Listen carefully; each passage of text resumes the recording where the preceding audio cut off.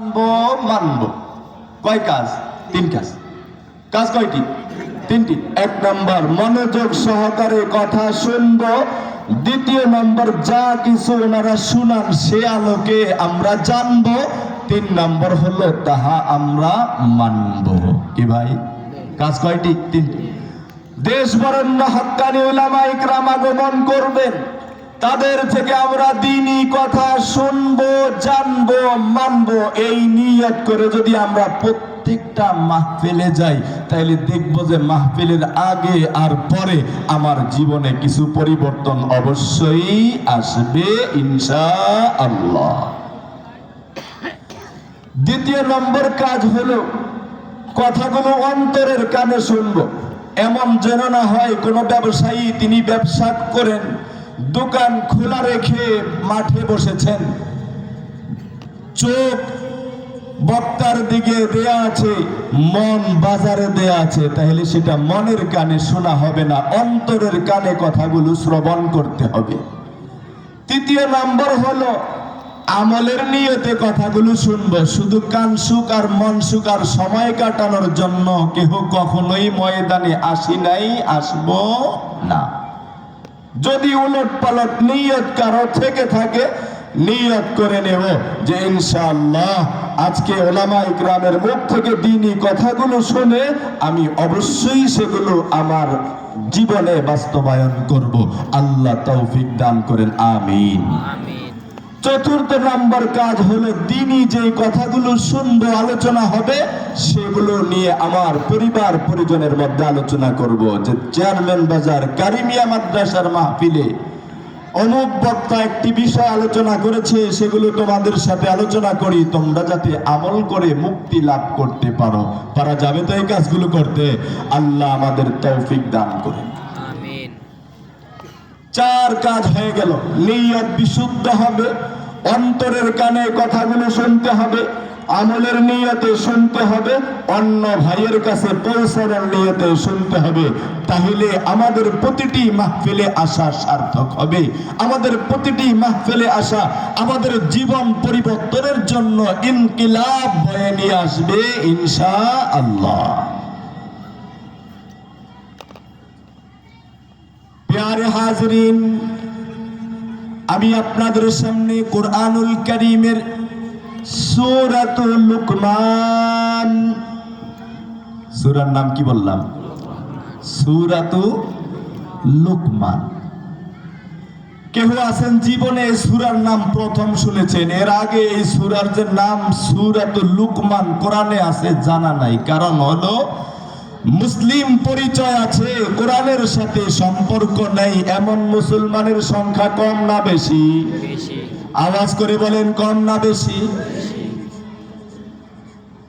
যুবককে লক্ষ্য করে বলছি, যুবককে যদি বলেন 124 জন 114 জন খেলোয়াড়ের নাম আমাকে লিখে দাও, আমি তোমাকে 500 টাকা পুরস্কার দিব। যুবক লিখে দিতে পারবে এই 500 খেলোয়াড়ের নাম নিয়ে যাও।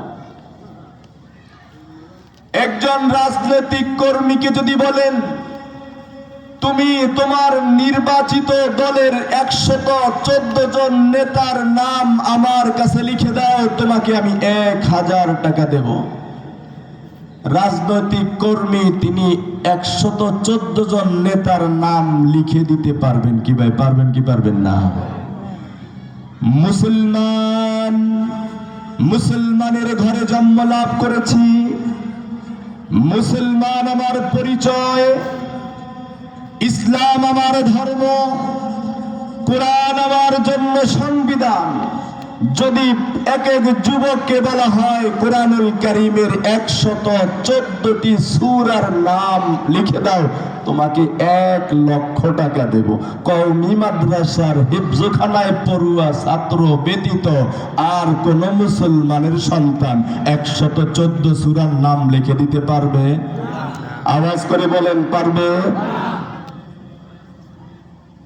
কুরআনুল কারীমে 25 জন নবীর নাম আল্লাহ রাব্বুল আলামিন উল্লেখ করে দিয়েছেন। যদি মুসলমানের সন্তান মুসলমানকে বলা হয় কোরআনে উল্লেখিত 25 জন নবীর নাম লিখে দাও, তোমাকে 25,000 টাকা দেব।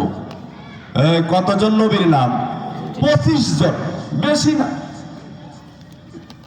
এই মাজমায় হয়তোবা সকলেই জানা আছে, লিখতে দিলে লিখে দিতে পারবেন, কিন্তু বাংলাদেশে এমন মুসলমান মনে হয় শতকরা 96-97 জন খুঁজে পাওয়া যাবে যারা কোরআনে বর্ণিত 25 জন নবীর নাম লিখতে পারবে।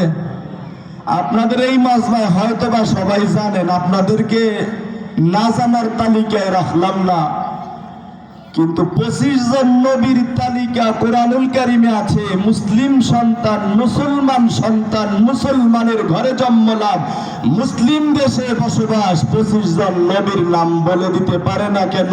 কোরআনের সাথে তার কোনো সম্পর্ক নাই। 25 জন ইউরোপিয়ান খেলোয়াড়ের নাম জানতে চান, দিতে পারবে। 25 জন ফুটবলারের নাম দিতে চান, দিতে পারবে। 25 জন ক্রিকেটারের নাম নিতে চান, দিতে পারবে। 25 জন নায়ক আর নায়িকার নাম দিতে চান, পারবে।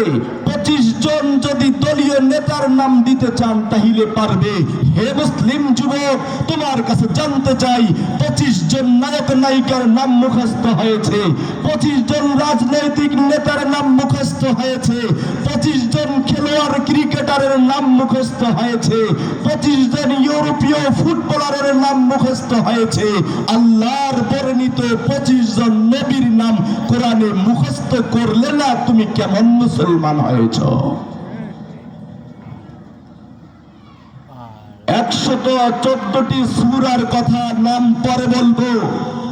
প্রথমে 25 জন নবীর নামের তালিকা যদি জিজ্ঞেস করা হয়, তাহলে এখানেই তো আমরা ফেল ডিভিশন আছে সবার। কেন এমন হলো? কেন? আমি নিজে মুসলিম, আমি মুসলমানের ঘরে জন্ম লাভ করেছি, আমি মসজিদ কমিটির সদস্য, আমি মাদ্রাসা কমিটির সদস্য, আমার ঘরে কোরআন শরীফ আছে, আমি 25 জন নবীর নাম জানি না কেন? আমার সাথে কোরআনের সাথে কোনো সম্পর্ক নাই। এটা হতাশার, এটা দুঃখের, এটা বেদনার। মুসলিম হয়ে কেন আমি জানছি না?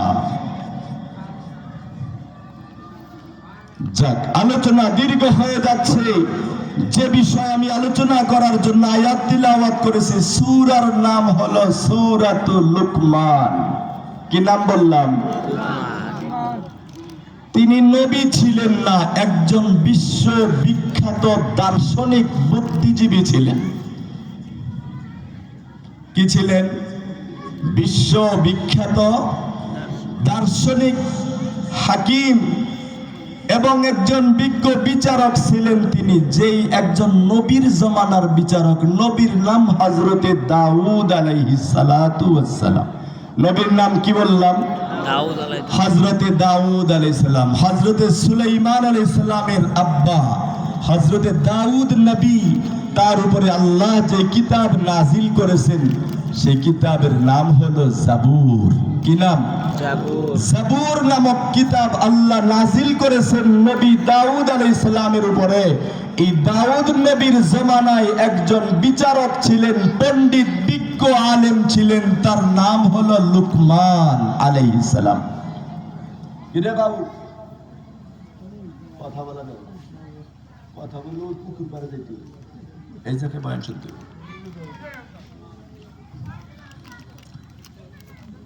দাউদ নবী আলাইহিস সালামের জমানার এই মহান বিচারকের নাম লুকমান। তিনি তার বিশেষ কর্মের কারণে আজ হাজার হাজার বছর পরে তার নাম কোরআনুল কারীমে আমরা তিলাওয়াত করছি।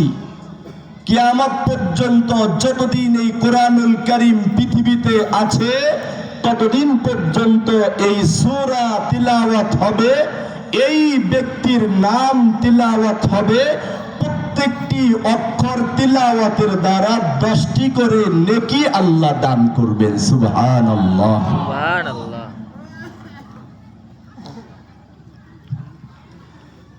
এই ব্যক্তির এমন কি কর্ম ছিল যে কর্মের কারণে দাউদ নবী আলাইহিস সালামের জামানার একজন বিচারকের কথা মহান রব্বুল আলামিন নিজের গ্রন্থ পবিত্র আল কোরআনের মধ্যে কিয়ামত পর্যন্ত মানুষের সামনে তার নামে একটি সূরার নামকরণ করে কিয়ামত পর্যন্ত জন্য আল্লাহ চালু করেছেন। তার এমন বিশেষ কর্ম আর গুণ ছিল কি? আমি যে আয়াত তিলাওয়াত করেছি সূরাতুল লুকমান থেকে, এই আয়াতের শানে নজুলটা আগে শুনেন, কেন আয়াত অবতীর্ণ হলো। হযরতে লুকমান নবী হযরতে লুকমান ওয়ালি হাকিম আলাইহিস সালামের একটা ছেলে, একটা পুত্র সন্তানকে তিনি বসালেন। সন্তানকে বসিয়ে তিনি সন্তানকে উপদেশ দেন, ডাকেন, বাবা এই কাজ করবে, এই কাজ করবে না। সাথে ছোট্ট একটা পাত্রের মধ্যে কিছু কঙ্কর নিয়ে নিছেন, একটা ওয়াজ উপদেশ করেন, একটা কঙ্কর বাটি থেকে নিচে নামায় নেন। এভাবে উপদেশ দিতে দিতে একটা পর্যায়ে হযরতে লুকমান আলাইহিস সালামের পাত্রের যতগুলো কঙ্কর সব শেষ হয়ে গেছে। আর উপদেশ তিনি না দিয়ে সন্তানকে বললেন, হে আমার সন্তান, আমি তোমাকে এতগুলো উপদেশ দিয়েছি, যদি এতগুলো উপদেশ কোনো ব্যক্তি কোনো একটি পাহাড়ের কাছে পাদদেশে বসে পাহাড়কে উপদেশ দিত, তাহলে পাহাড় চূর্ণ বিচূর্ণ হয়ে যেত, নিজ স্থানে সে স্থির থাকতে পারত না। আমি তোমাকে এতগুলো উপদেশ দিলাম। সন্তান যখন পিতার এই উপদেশগুলো নিয়ে উপলব্ধি করলেন, গবেষণা করলেন, তার অবস্থাও ওই পাহাড় চূর্ণ বিচূর্ণর মতো হলো, তিনিও সাথে সাথে মৃত্যুবরণ করেছেন। কিন্তু মৃত্যুর আগে যে প্রশ্নটি তিনি নিজের পিতার কাছে রেখে গিয়েছিলেন, সেই প্রশ্নের উত্তর রব্বুল আলামিন এখানে দিয়েছেন লুকমান হাকিম আলাইহিস সালামের ভাষায়।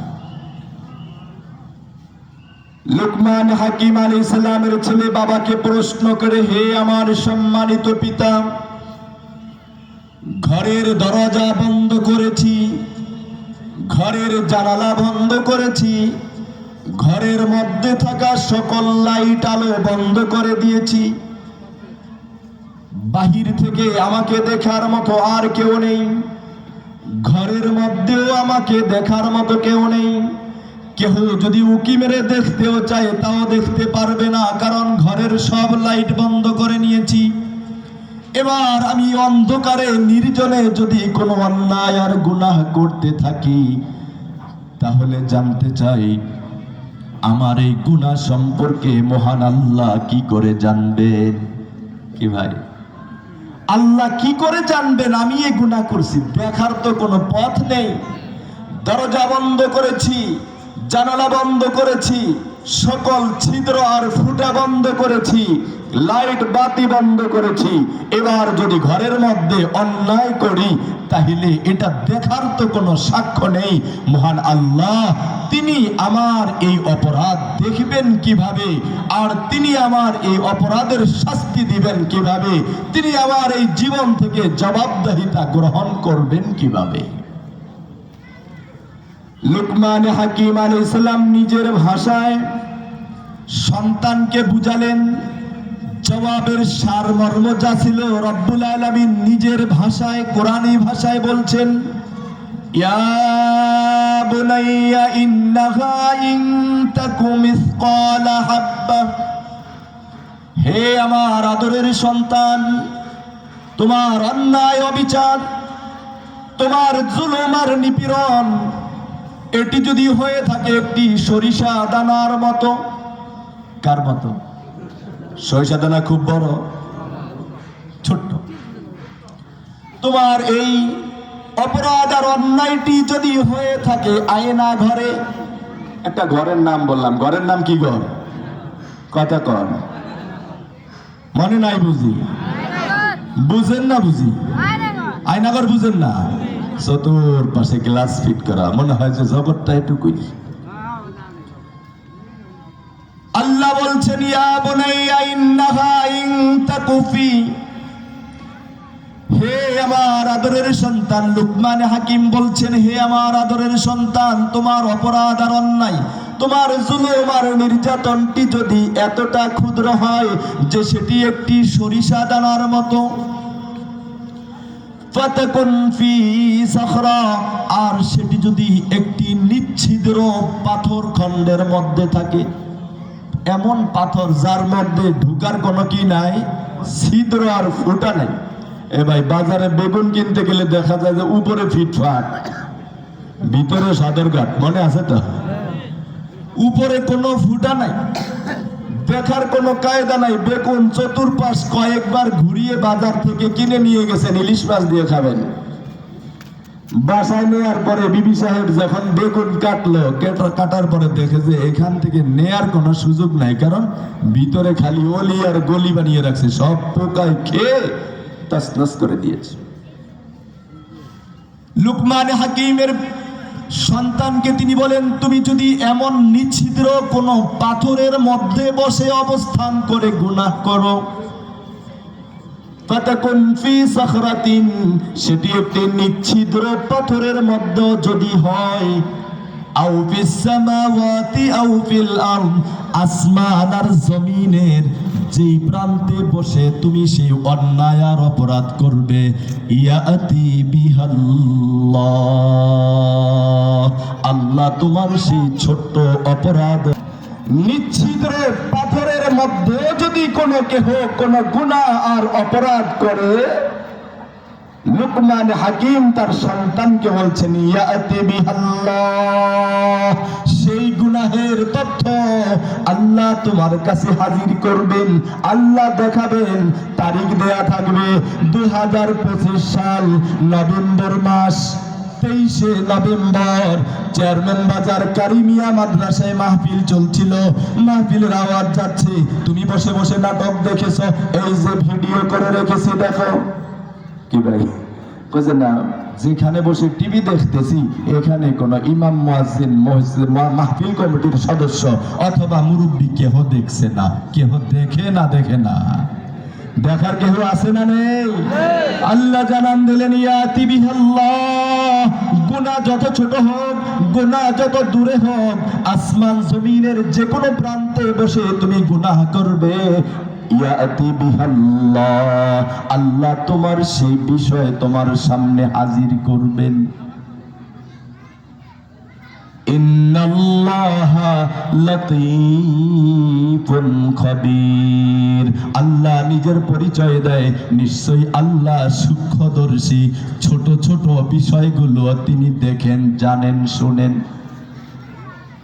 ছোট কথা, নিচু আওয়াজের কথা তিনি শুনেন, ছোট্ট অপরাধ, ছোট্ট ভালো কাজ সেগুলো তিনি দেখেন, ছোট অন্যায় গোপনে করলেও তিনি দেখেন, প্রকাশ্যে করলেও তিনি দেখেন। ইয়াতি বিহাল্লাহ, আল্লাহ সব অপরাধ তোমার সামনে নিয়ে আসবে। এই আয়াতের আলোকে একটা প্রশ্ন করি, আল্লাহ তাআলা হযরত লুকমান হাকিম আলাইহিস সালামের ছেলের অপরাধগুলোই জানেন, নাকি আমাদের অন্যায় অপরাধও আল্লাহ জানেন? আওয়াজ করতে হবে। আমাদের অন্যায় অবিচারের কথা আল্লাহ জানেন না?